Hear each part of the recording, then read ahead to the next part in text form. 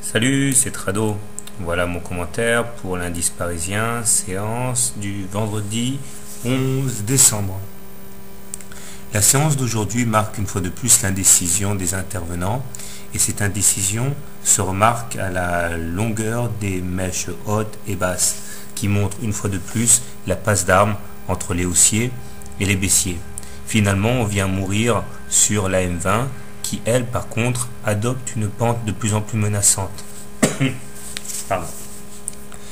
Une fois de plus, la M7 est venue freiner les élans haussiers et il semble que ce soit l'ennemi à abattre pour tous ceux qui envisagent de rentrer long de manière durable. Ça a suffi, cependant, à dégrader un petit peu plus le stochastique qui s'enfonce sous son signal et le MACD qui fond dangereusement vers le sien. Seul le momentum préserve encore les apparences en s'offrant une séance de croissance.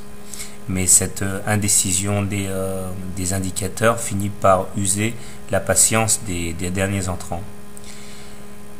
De la même manière, on voit que nous sommes toujours à l'intérieur d'un vaste canal mauve ascendant et pris en sandwich entre deux fourchettes d'Andrews, une rose croissante et une bleue hypothétique seulement et qui ne deviendra réelle que si on casse à la baisse la fourchette d'Andrews rose.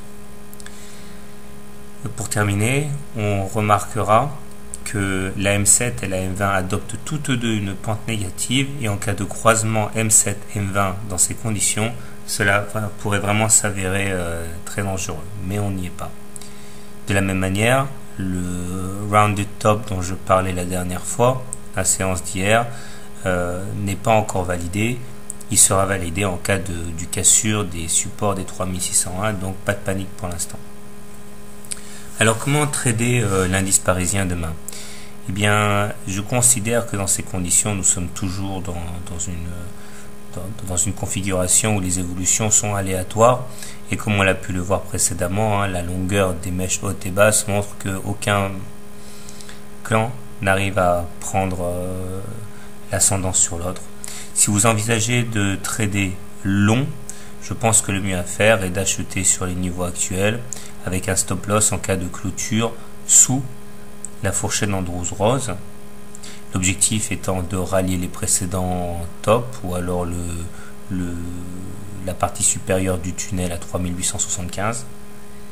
A l'inverse, si vous envisagez de shorter l'indice parisien, eh bien la vente à découvert, je pense, peut trouver un juge de paix en la personne de la M7, puisque je pense qu'il faudrait shorter au plus proche de la M7 et sortir du trade en cas de clôture au-dessus de la M7 qui a su s'imposer assez brillant auparavant. L'objectif étant de rallier la médiane de la fourchette bleue ou alors le bas du canal mauve. Voilà, personnellement je vais m'abstenir parce que là c'est un petit peu trop aléatoire à mon goût pour trader, il y a d'autres choses. Voilà, bonne soirée et bon trade, à demain.